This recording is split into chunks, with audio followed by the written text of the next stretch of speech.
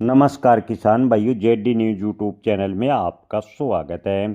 किसान भाइयों, प्याज के भाव में इन दिनों बड़ी गिरावट है। किसानों को बड़ा नुकसान उठाना पड़ रहा है, लेकिन कृषि मंत्री जी ने अजीबोगरीब बयान दिया है। जी हाँ किसान भाइयों, कृषि मंत्री शिवराज सिंह चौहान ने कहा है कि किसानों की आय 8 गुना बढ़ी है। दोगुना ही नहीं, किसानों की आमदनी में 8 गुना तक की बढ़ोतरी देखने को मिली है। किसान भाइयों, आपको बता दें कि देश भर के किसान पीड़ित हैं। देश भर के किसान जघन्य अपराध यानी आत्महत्या जैसा कदम उठाने पर मजबूर है, लेकिन कृषि मंत्री जी की नज़रों में किसानों की आय में 8 गुना तक बढ़ोतरी हुई है, लेकिन हकीकत एकदम विपरीत है। किसान भाइयों, प्याज और आलू के किसानों के तो इतने हालात खराब हैं कि आलू और प्याज के खरीदार तक के किसानों को मिलने मुश्किल हो रहे हैं। संसद में लगातार प्याज का न्यूनतम समर्थन मूल्य की मांग कर रहे हैं, लेकिन कृषि मंत्री का कहना है कि सरकार अपनी सही नीति की वजह से किसानों की आय बढ़ा रही है।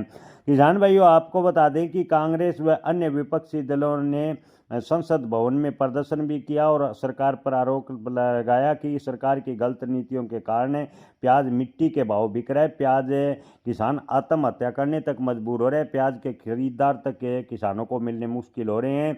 सांसद नीलेश लंके व अन्य नेताओं ने केंद्र सरकार से प्याज का न्यूनतम समर्थन मूल्य लागू करने और किसानों के हित की रक्षा की अपील की, लेकिन आपको बता दें कि कृषि मंत्री का कहना है कि सरकार किसानों के हित में को ध्यान में रखते हुए नई नई योजनाएं बना रही है, जिससे किसानों की आय दोगुनी से 4 गुनी 8 गुनी तक है बढ़ती नजर आ रही है। जी हाँ किसान भाइयों, कृषि मंत्री का बयान हैरान करने वाला है, लेकिन हकीकत की बात करें तो प्याज, आलू या सब्जी किसानों की छोड़कर अन्य फसलों की बात करें तो मक्का, सोयाबीन या किसी भी फसल के किसानों के इतने चिंताजनक हालात हैं कि किसानों का अपने घर का भरण पोषण करना मुश्किल हो रहा है। बच्चों की पढ़ाई लिखाई दूर की बात, खेती खर्चा निकलना मुश्किल हो रहा है।